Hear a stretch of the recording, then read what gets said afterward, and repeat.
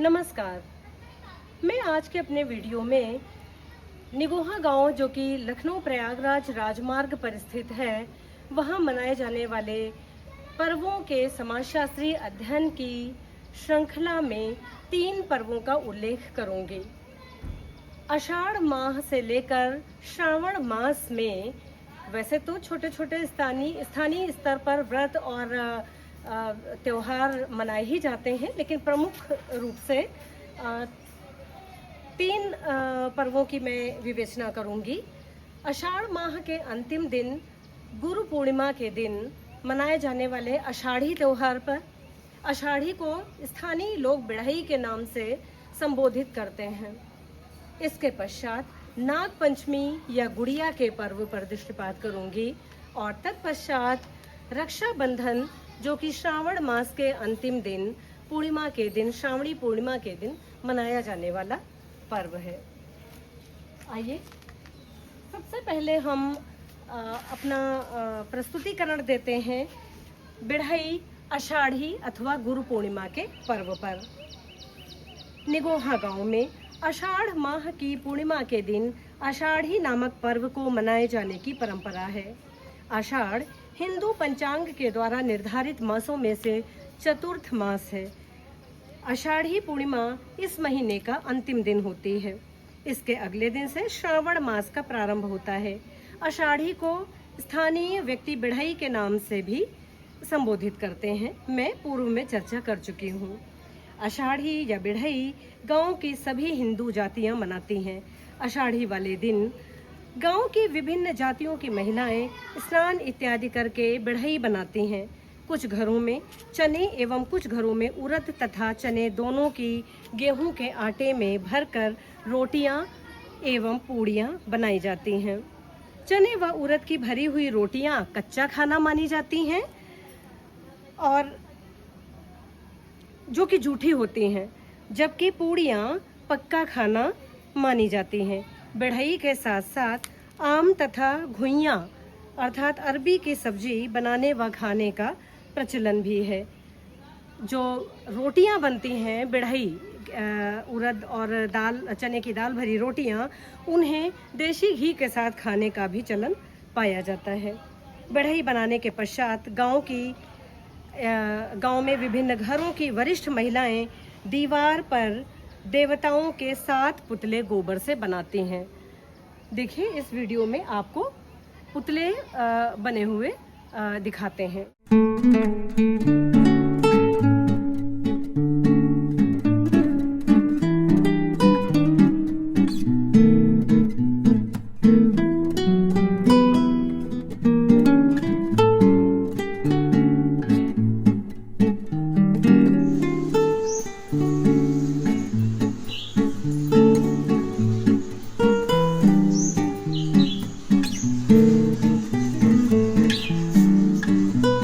से घरों की दीवारों पर 5 अथवा 7 पुतले गोबर से चिन्हित किए जाते हैं। गोबर न मिलने पर ये पुतले देशी घी अथवा चंदन से भी बनाए जाने लगे हैं।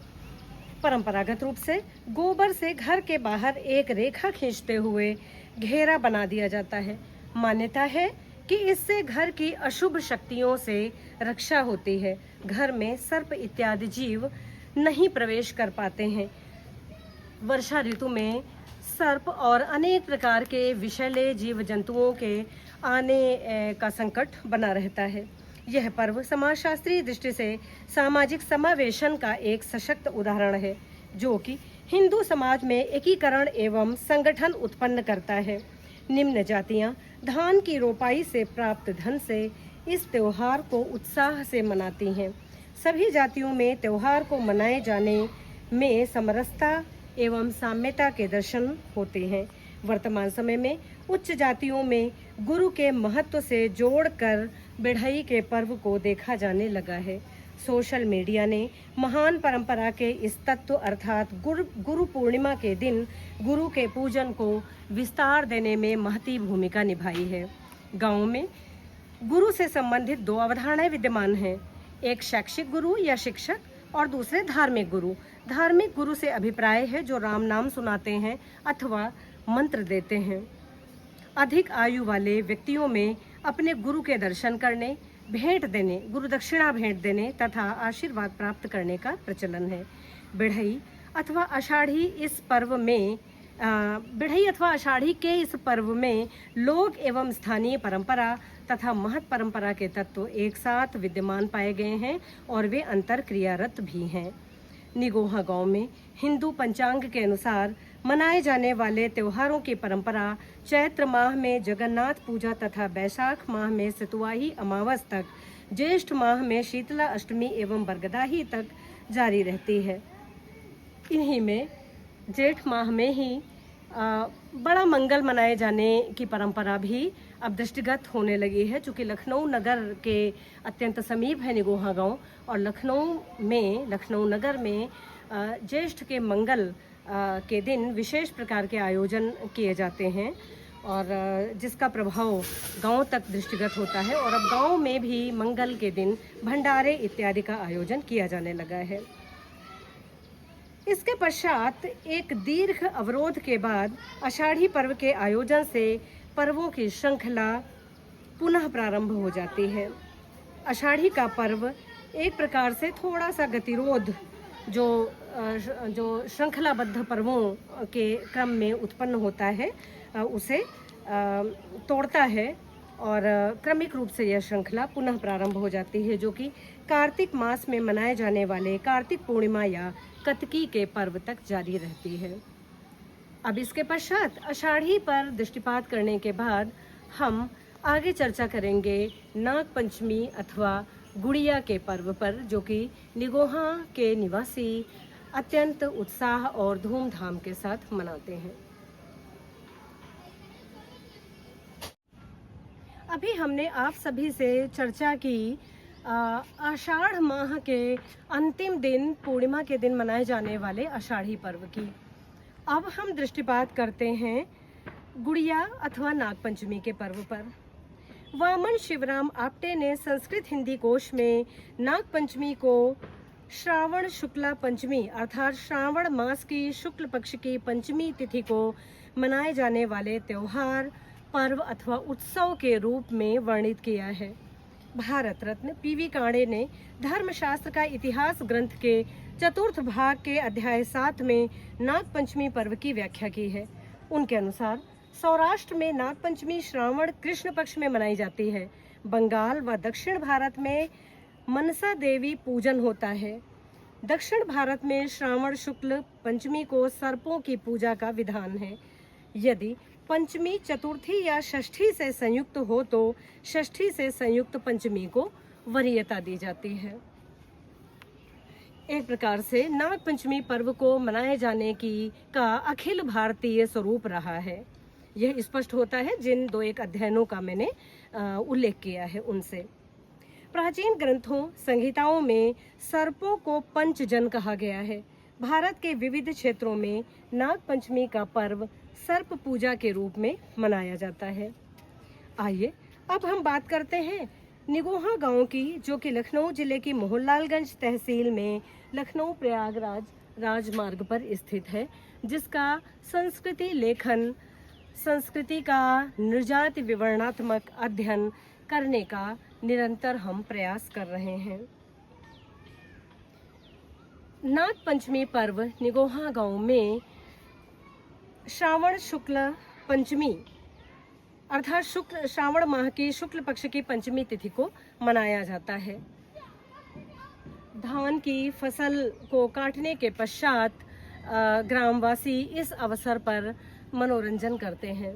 निगोहा गांव में यह यद्यपि महत परंपरा में यह पर्व धार्मिक रहा है, इसके धार्मिक पक्ष विद्यमान रहे हैं, लेकिन स्थानीय परंपरा में और लोक जन के बीच यह मनोरंजन का केंद्र अधिक रहा है।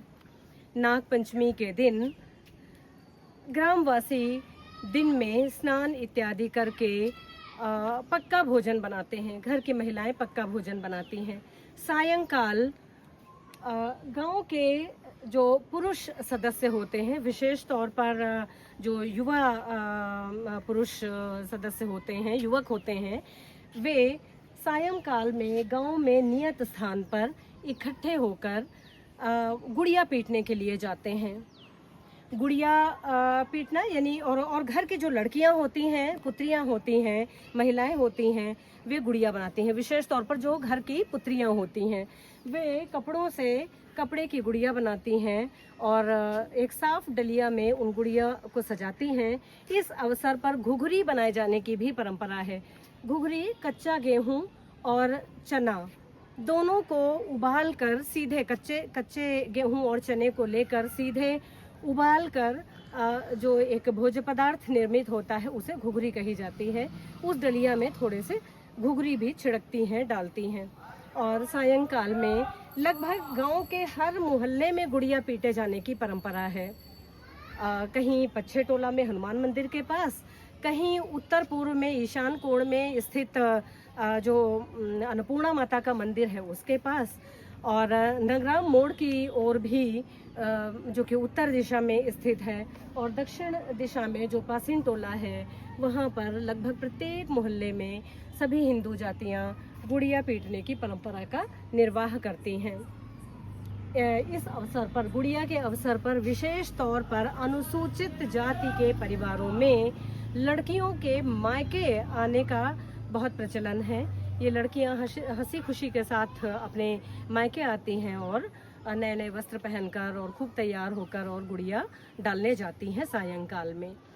आइए आपको कुछ वीडियोस के माध्यम से दिखाते हैं गुड़िया पीटने के कुछ दृश्य।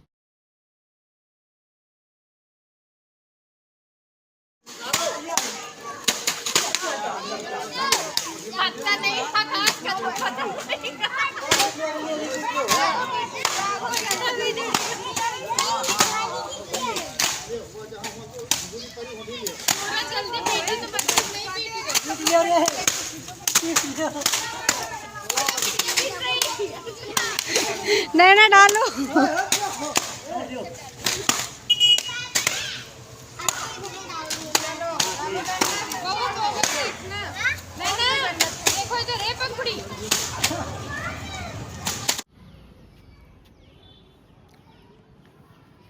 ये तो रही बात नागपंचमी वाले दिन गुड़िया पीटने की परंपरा की और पक्का भोजन बनने की, और जो मायके आई हुई पुत्रियां होती हैं, उनके ससुराल के सदस्यगण होते हैं, उनके जो उनकी खातिर की जाती है उसकी।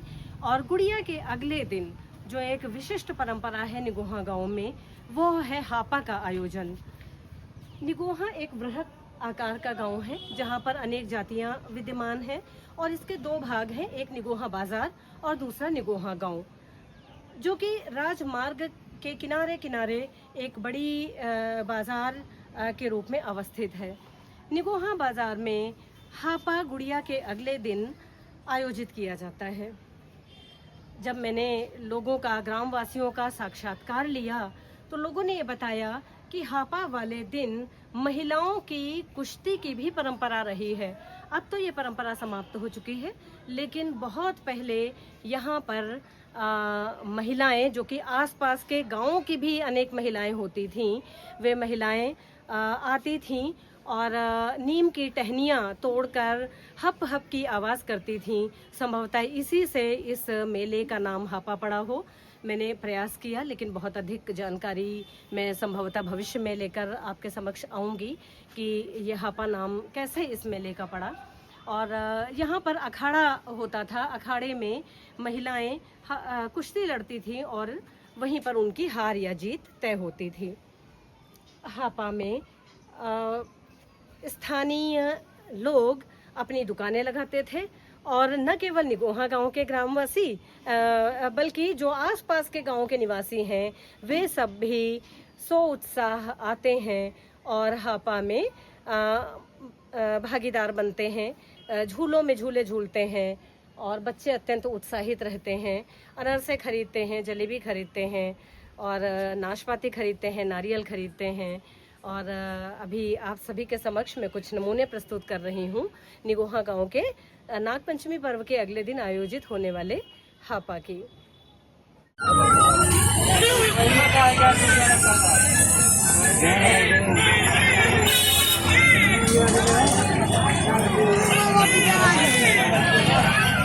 वीडियो बना कहीं बना ली कहीं चाची भेजना है चाचू का न कराने यार भाई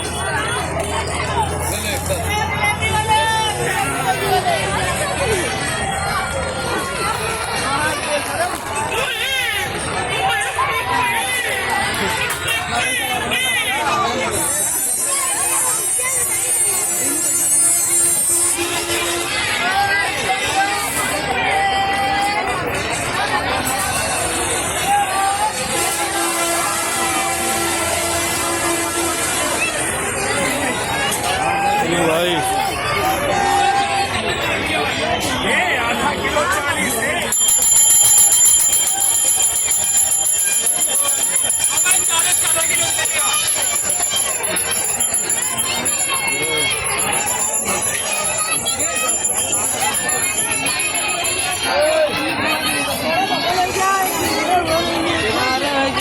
दिक्कत हो रही खड़े हुए उला है अरे बनवाओ कहीं नहीं है यार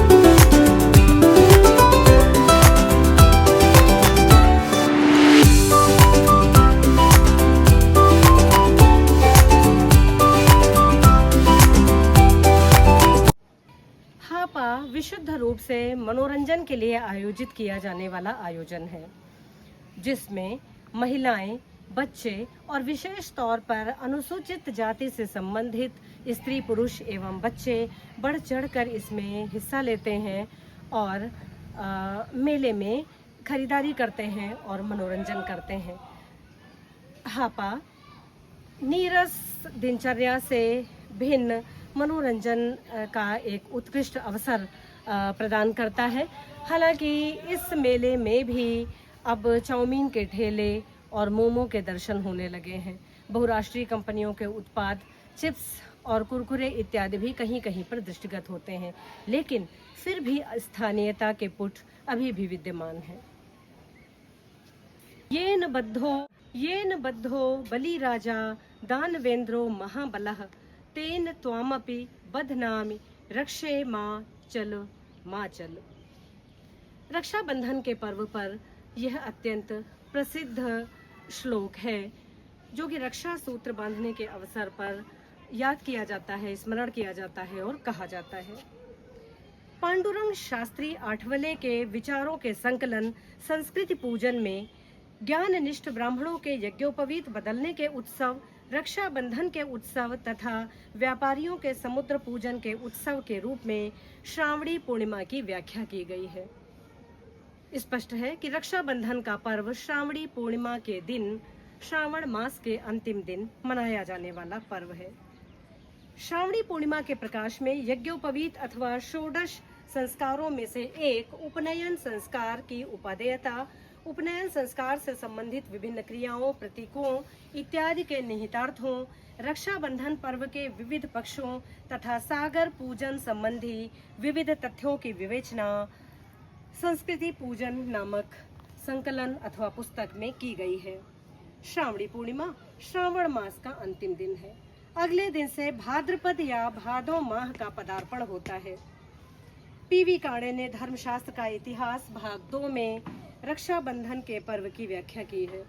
उनके अनुसार श्रावणी पूर्णिमा को स्त्रियां भाइयों की कलाई में रक्षा बांधती हैं उन्हें भेंट लेती और देती हैं, वे भी इस दिन व्यवसायियों द्वारा पुष्प व नारियल से समुद्र पूजा का उल्लेख करते हैं। यह तो रही अभिजन वर्ग की परंपरा या महान परंपरा या सार्वभौमिक परंपरा में रक्षाबंधन की व्याख्या की। आइए देखते हैं लखनऊ जिले के निगोहा नामक गांव में रक्षाबंधन पर्व को इसकी स्थानीयता और क्षेत्रीयता पर दृष्टि डालते हैं। रक्षाबंधन का पर्व निगोहा में समस्त हिंदू जातियां अत्यंत उत्साह के साथ मनाती हैं। नाग पंचमी के अगले दिन अखाड़ा, जहां कुश्ती का आयोजन नाग पंचमी के दिन किया जाता है, वहां से मिट्टी लाकर गेहूं बोए जाते हैं। रक्षाबंधन तथा उसमें नन्हे नन्हे गेहूं के पौधे उग जाते हैं, जिन्हें सूजी कहा जाता है। इन पौधों के छोटे छोटे बोझ या बंडल बनाकर अक्षत अर्थात चावल, हल्दी और उसमें थोड़ा सा चूना मिलाकर रचना तैयार की जाती है। चूना रंग लाने के लिए पीली हल्दी और अक्षत सफ़ेद में चूना डालने से उसका बहुत ही अच्छा एक लाल रंग सज्जित होता है। तो ये रचना निर्मित की जाती है। बाजार से राखियाँ मंगाई जाती हैं। इन्हें एक थाल में रखकर साथ में मिष्ठान लेकर बहनें भाइयों की दाहिनी कलाई पर रक्षा सूत्र अथवा राखी बांधती हैं। भाई बहनों को उपहार व पैसे देते हैं। विवाहित पुत्रियों और बहनों को आखत अर्थात अक्षत के रूप में चावल दिए जाते हैं, जो कि शुभ माने जाते हैं। इस पर्व के अनेक सकारात्मक परिणाम हैं। सौहार्द, मैत्री भाव और प्रगाढ़ता आती है। नई ऊर्जा, मेल मिलाप बढ़ता है, नीरसता दूर होती है, एकाकीपन कम होता है, मनोरंजन होता है, अंतः पारिवारिक तथा अंतर पारिवारिक संबंधों में प्रगाढ़ता आती है। इस अवसर पर जब भाई बहन और परिवार के अन्य सदस्य मिलते हैं तो परिवार से संबंधित अनेक महत्वपूर्ण मुद्दों पर विचार विमर्श करते हैं और कभी कभी निर्णय भी लिए जाते हैं। अन्य पर्वों की भांति इस पर्व का एक आर्थिक पक्ष भी है। मिठाई, राखी, नए वस्त्र इत्यादि बड़ी मात्रा में क्रय किए जाते हैं। अतः अर्थव्यवस्था में मांग में वृद्धि करके यह पर्व अर्थतंत्र को गतिशील बनाता है। वर्तमान समय में गांव में वैश्वीकरण के प्रभाव भी देखे जा सकते हैं। यथा बहुराष्ट्रीय कंपनियों के उत्पाद जैसे चिप्स, कुरकुरे, चॉकलेट्स, मिठाई के साथ साथ और विशेष तौर पर बच्चों को उपहार स्वरूप देने लगे हैं। चीन निर्मित राखियां बाजार का अभिन्न अंग बन गई हैं। कल्याणकारी राज्य होने के कारण संस्थागत स्तर पर महिलाओं को सुविधा प्रदान करने हेतु सरकार ने निःशुल्क बस यात्रा भी प्रारंभ की है विगत कुछ वर्षों से, और यह इस वर्ष भी जारी है।